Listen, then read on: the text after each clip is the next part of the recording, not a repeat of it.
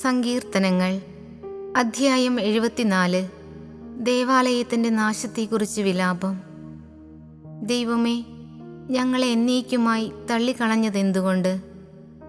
അങ്ങയുടെ മേച്ചിൽപ്പുറത്തെ ആടുകളുടെ നേരെ അങ്ങയുടെ കോപം ജ്വലിക്കുന്നതെന്തുകൊണ്ട്? അങ്ങ് പണ്ടേ തിരഞ്ഞെടുത്ത ജനത്തെ, അങ്ങ് വീണ്ടെടുത്ത് അവകാശമാക്കിയ ഗോത്രത്തെ ഓർക്കണമേ.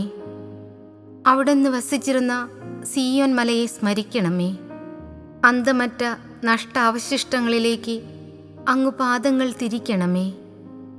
ദേവാലയത്തിലുള്ളതെല്ലാം ശത്രു നശിപ്പിച്ചിരിക്കുന്നു. അങ്ങയുടെ വൈരികൾ അങ്ങയുടെ വിശുദ്ധ സ്ഥലത്തിൻ്റെ നടുവിൽ അലറി. അവിടെ അവർ തങ്ങളുടെ വിജയക്കൊടി നാട്ടി.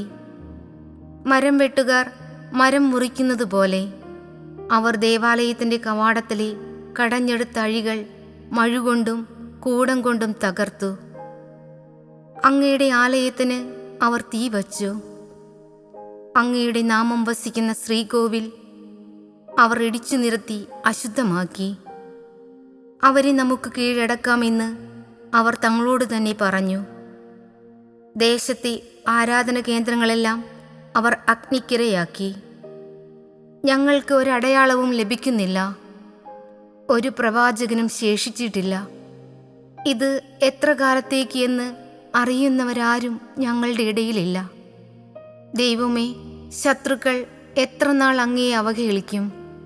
വൈരികൾ അങ്ങയുടെ നാമത്തെ എന്നേക്കും നിന്ദിക്കുമോ? അങ്ങയുടെ കരം എന്തുകൊണ്ട് അങ്ങ് പിൻവലിക്കുന്നു?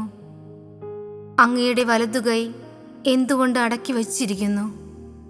എങ്കിലും ദൈവമേ, ആദ്യം മുതലേ അങ്ങ് എൻ്റെ രാജാവാണ്. ഭൂമിയിലെങ്ങും അവിടുന്ന് രക്ഷ പ്രദാനം ചെയ്യുന്നു. ശക്തിയാൽ അങ്ങ് കടലിനെ വിഭജിച്ചു. സമുദ്രത്തിലെ ഭീകരസത്വങ്ങളുടെ തല പിളർന്നു. ലെവിയാഥൻ്റെ തലകൾ അവിടുന്ന് തകർത്തു. അതിനെ മരുഭൂമിയിലെ ജന്തുക്കൾക്ക് ആഹാരമായി കൊടുത്തു. അങ്ങ് ഉറവകളും നീർച്ചാലുകളും തുറന്നുവിട്ടു. എന്നും ഒഴുകിക്കൊണ്ടിരുന്ന നദികളെ അങ്ങ് വറ്റിച്ചു. പകൽ അങ്ങയുടേതാണ്, രാത്രിയും അങ്ങയുടേതു തന്നെ.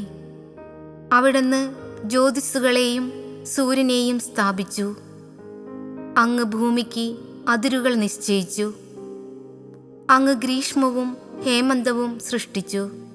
കർത്താവേ, ശത്രു എങ്ങനെ അവിടുത്തെ നാമത്തെ അധിക്ഷേപിക്കുകയും അധർമ്മികൾ എങ്ങനെ അത് നിന്ദിക്കുകയും ചെയ്യുന്നുവെന്ന് ഓർക്കണമേ.